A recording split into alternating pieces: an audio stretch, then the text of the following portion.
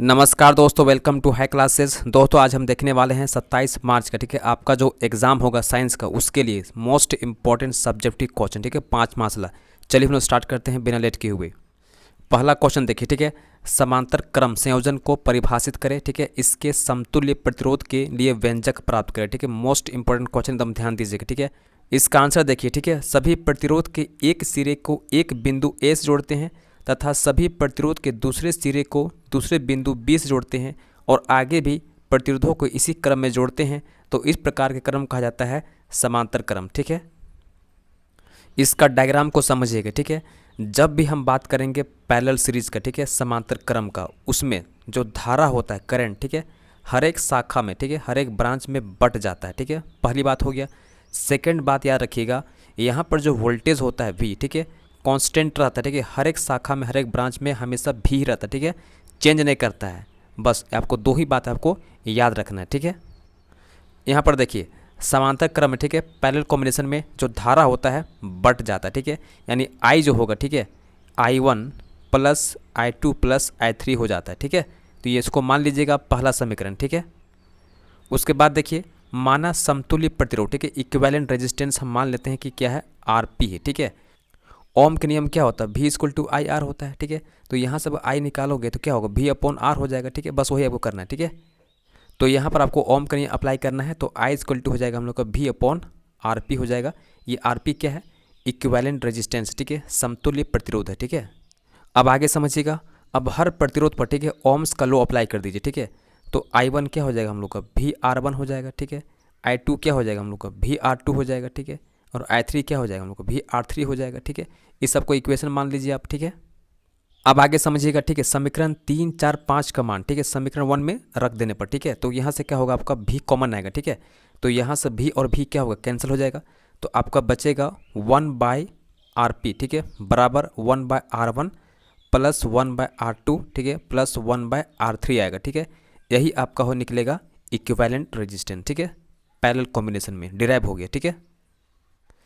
अब आगे समझिएगा, प्रतिरोध को प्रभावित करने वाले कारक, ठीक है, factors affecting of resistance, most important question है, इसको मैं करवाया हूँ, ठीक है। आप इसको अच्छा से कर लीजिएगा, ठीक है, देख लीजिएगा, है ना, बहुत ही इंपॉर्टेंट क्वेश्चन है।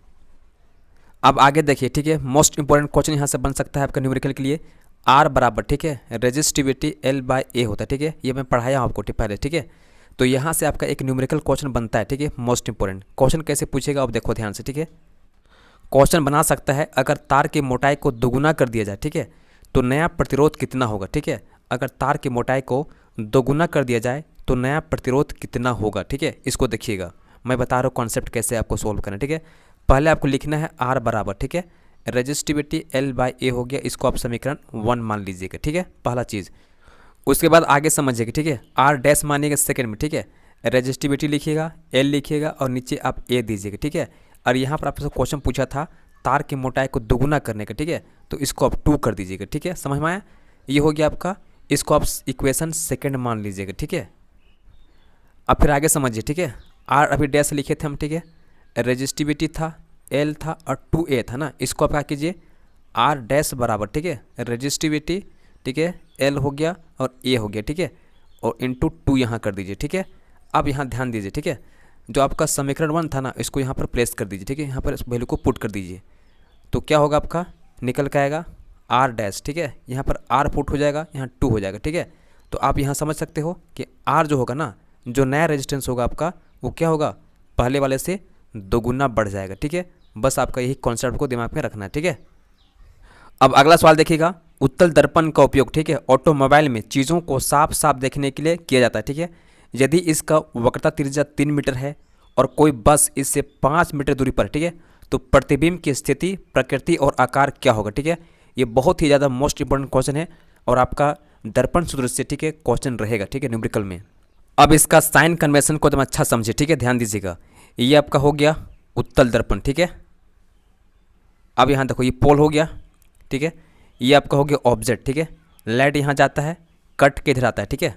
तो आपका जो फोकस होता है इधर बढ़ता है, ठीक है, और आपका सी जो होता है इधर बनता है, ठीक है।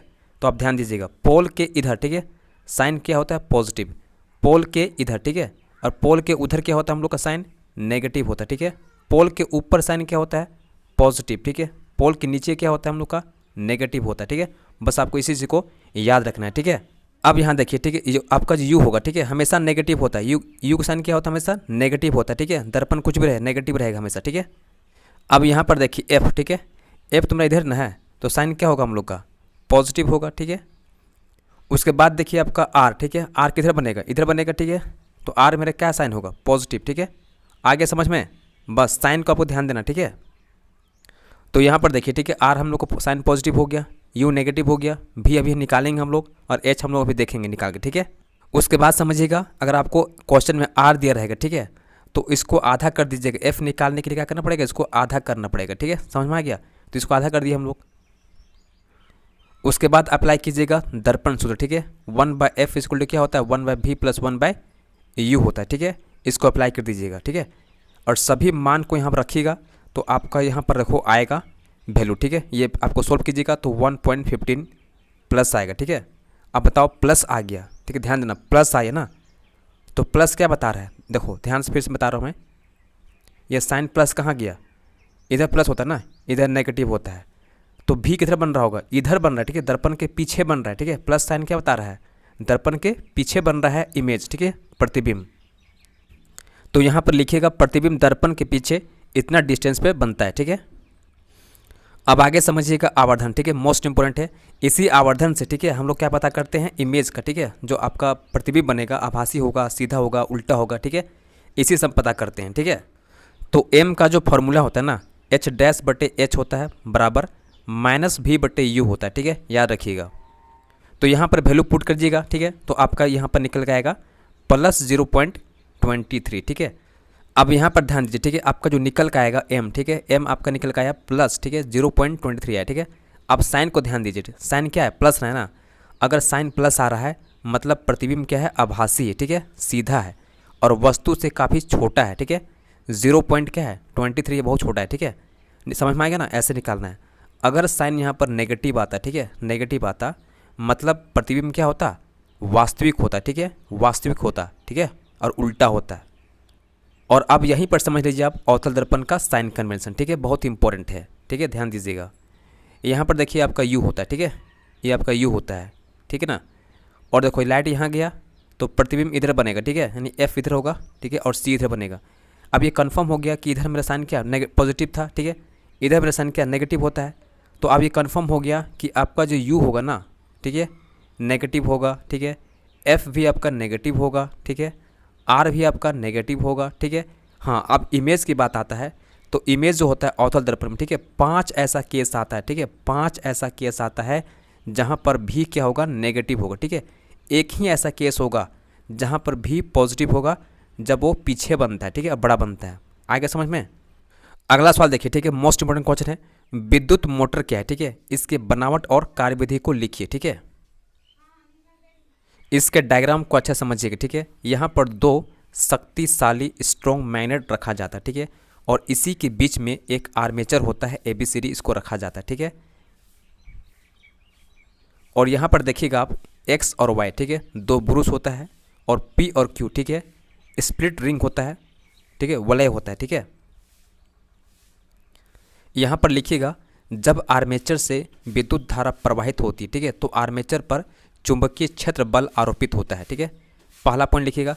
सेकंड पॉइंट लिखिएगा, चूंकि आर्मेचर के दोनों सिरों AB और CD में धारा की दिशा विपरीत होती है, अतः दोनों भुजाओं पर आरोपित बल बराबर किंतु विपरीत दिशा में कार्य करते हैं, ठीक है। इस प्रकार एक बल युग्म का निर्माण होता है।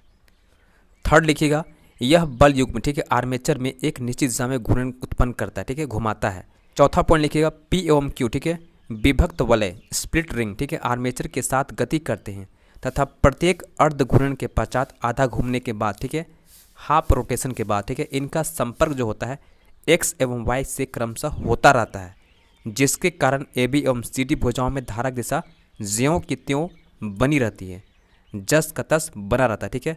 X एवं Y को कॉम्यूटेटर या संपर्क ब्रूस कहते हैं। इसकी मदद से ही P एवं Q द्वारा विद्युत धारा आर्मेचर में प्रवाहित होती रहती है, ठीक है। इतना आपको लिख देना है, ठीक है। यहाँ से आपका टाइप 2 क्वेश्चन पूछ सकता है, ठीक है, कि आपको डायग्राम दे दिया गया, ठीक है, और यहाँ से आपको नाम पूछ देगा, ठीक है, ये क्या है, ये क्या है, ठीक है, इसको क्या बोलते हैं, इसको क्या बोलते हैं, ऐसा पूछेगा, ठीक है। और कुछ फंक्शन पूछ देगा, जैसे ब्रश का फंक्शन पूछ देगा, फिर रिंग का फंक्शन पूछ देगा, ठीक है। इसको अच्छा से कर लीजिए, ठीक है। अब आगे समझिएगा केमिस्ट्री के, ठीक है। इसमें आपका मोस्ट इंपॉर्टेंट क्वेश्चन आपका है समवायता किसे कहते हैं, ठीक है। पेंटेन के समवायों के नाम एवं संरचना सूत्र लिखिए, ठीक है। इस क्वेश्चन को मैं कराया हूँ आपको, ठीक है। फिर भी मैं आपको एक बार समझा देता हूँ, ठीक है। देखो पेंटेन होता है ना, पेंटेन, ठीक है, 5 कार्बन होता है, ठीक है। तो इसमें क्या होता है, इसका जो मॉलिक्यूलर फॉर्मूला होता है कि अणुसूत्र, ठीक है, सेम होता है, लेकिन स्ट्रक्चरल फार्मूला, ठीक है, संरचनात्मक फार्मूला अलग अलग होता है, तो उसको बोलते हैं हम लोग समवायता, ठीक है। तो पेंटेन को हम लोग 3 प्रकार से लिख सकते हैं, ठीक है। एक तो आपका सीधा हो गया इस प्रकार से, ठीक है। सेकंड हम लिख सकते हैं इस प्रकार से, देखो ऐसे लिख सकते हैं, ठीक है, ऐसे लिख सकते हैं, इसको बोलते हैं हम लोग आइसो पेंटेन, ठीक है। और थर्ड केस हो सकता है इसका इस प्रकार, ठीक है, ऐसे यहाँ रहेगा, ठीक है, यहाँ पर रहेगा, इसको बोलते हैं न्यू पेंटेन, ठीक है। तो इसे बोलते हैं हम लोग समवायता। इसके बाद देखिएगा सॉप और डिटर्जेंट, ठीक है, इसका जो मैकेनिज्म है, ठीक है, क्लीनिंग का, साफ करने का, उसको थोड़ा देख लीजिएगा, ठीक है। खासकर आपका जो मिजल है, ठीक है, साबुन का, उसको अच्छा से देख लीजिए, ठीक है।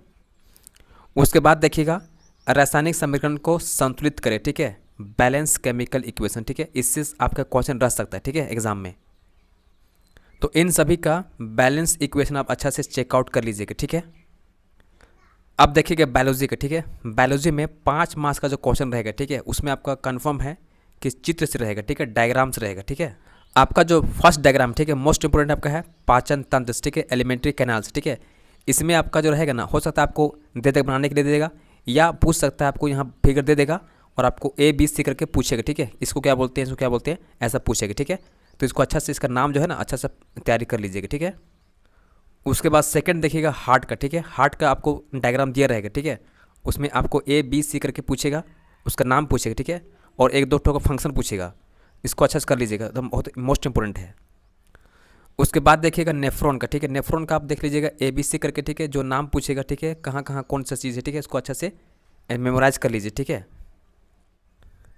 उसके बाद चेकआउट कीजिएगा इसका, ठीक है, इसमें भी आप देख लीजिएगा ABC करके, ठीक है। ये आपका फ्लावर का है, ठीक है, फ्लावर का है germination of pollen on stigma, ठीक है, परागकण का जो आपका जर्मिनेशन होता है ना, उसको दिखाया गया है, ठीक है। तो इसको भी अच्छा से देख लीजिएगा, ठीक है, बहुत ही काफ़ी ज़्यादा मोस्ट इंपॉर्टेंट है। उसके बाद ठीक है, सबसे ज़्यादा मोस्ट इंपॉर्टेंट आपका है फीमेल का और मेल का रिप्रोडक्टिव सिस्टम, ठीक है, इसको एकदम अच्छा से तैयारी कर लीजिएगा, ठीक है, मोस्ट इंपॉर्टेंट है, फीमेल का भी और मेल का भी, ठीक है, एकदम अच्छा से कर लीजिएगा, तो बहुत अच्छी मोस्ट इंपॉर्टेंट है।